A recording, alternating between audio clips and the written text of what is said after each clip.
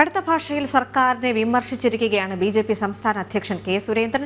ക്ഷേമ പെൻഷൻ അടിച്ചുമാറ്റാൻ സംസ്ഥാന സർക്കാർ സഹായം നൽകുന്നു.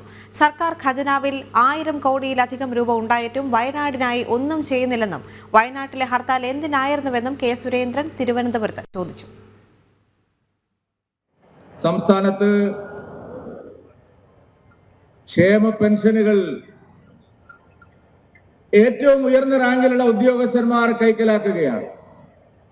ക്ഷേമ പെൻഷനുകൾ ലഭിക്കേണ്ട പാവപ്പെട്ടവർക്ക് സമയത്തിന് അത് കൊടുക്കാൻ തയ്യാറാവാത്ത സർക്കാർ ഉന്നത ഉദ്യോഗസ്ഥന്മാർക്കും അവരുടെ സിൽബന്ധികൾക്കും ക്ഷേമ പെൻഷൻ അടിച്ചു മാറ്റുന്നതിനുള്ള എല്ലാ സഹായവും ചെയ്തു കൊടുക്കുന്നു.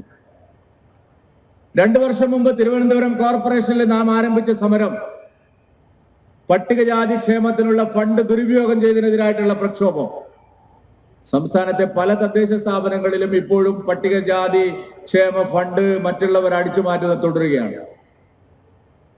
കേരള സംസ്ഥാനത്ത് ഭരണ സംവിധാനത്തിൽ അതിഗുരുതരമായിട്ടുള്ള വീഴ്ചകളാണ് ഉണ്ടായിക്കൊണ്ടിരിക്കുന്നത്.